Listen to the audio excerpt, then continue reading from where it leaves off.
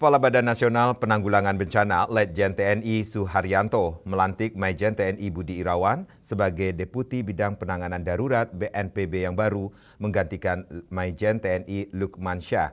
Sesuai dengan tupoksinya, kedeputian yang dipimpin oleh Budi Irawan akan melaksanakan tugas yang berkaitan dengan penanganan darurat kebencanaan pada fase siaga tanggap darurat.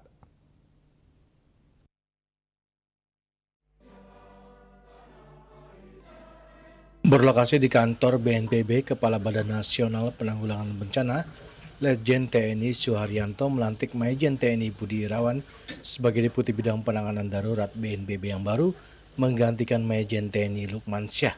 Sebagai seorang Deputi Bidang Penanganan Darurat BNPB, Budi Irawan akan membawai 3 direktorat sekaligus yang meliputi Direktorat Dukungan Sumber Daya Darurat, Direktorat Dukungan Infrastruktur Darurat, dan Direktorat Fasilitas Penanganan Korban dan Pengungsi.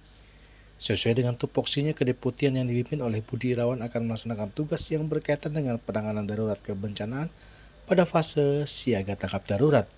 Segala hal yang mengenai keselamatan masyarakat terdampak bencana, pemenuhan kebutuhan dasar hingga transisi menuju pemulihan akan menjadi tanggung jawabnya.